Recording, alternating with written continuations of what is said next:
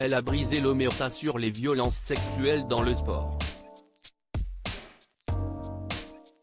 En 2020, Sarah Abitbol, ancienne patineuse de haut niveau, révélait avoir été violée et subi d'autres agressions de la part de son entraîneur, Gilles Beyer, à l'âge de 15 ans.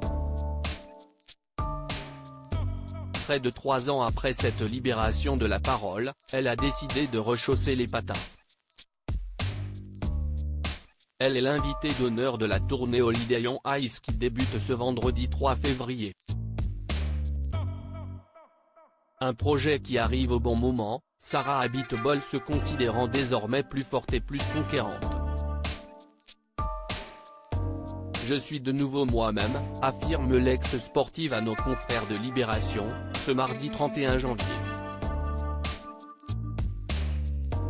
L'état d'esprit de Sarah Abitbol a radicalement changé. Les années de dépression, de mal-être, avec une perte de poids et des idées noires, sont derrière elle.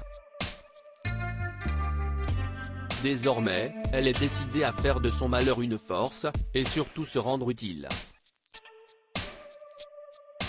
Pour cela, elle a créé La Voix de Sarah, une association qui apporte une aide et une écoute aux victimes de violences sexuelles. Estimant que sa plus belle victoire était d'avoir parlé, Sarah Abitbol observe avec fierté le métaux du sport qu'a engendré sa prise de parole.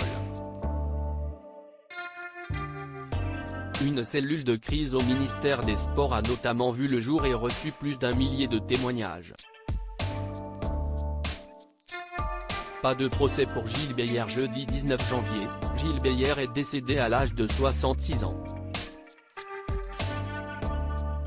Celui qui a toujours nié les faits qui lui étaient reprochés par Sarah Abitbol s'en est allé des suites d'une longue maladie.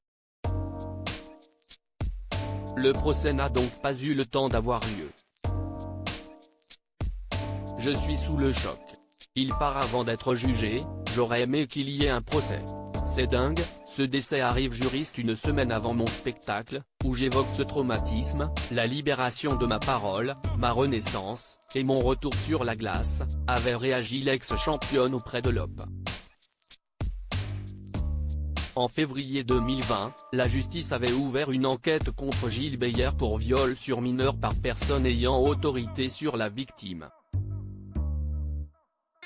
Mais les faits liés Sarah Abitbol étant prescrits, les enquêteurs avaient dû recueillir des témoignages plus récents, qui ont entraîné sa mise en examen en 2021.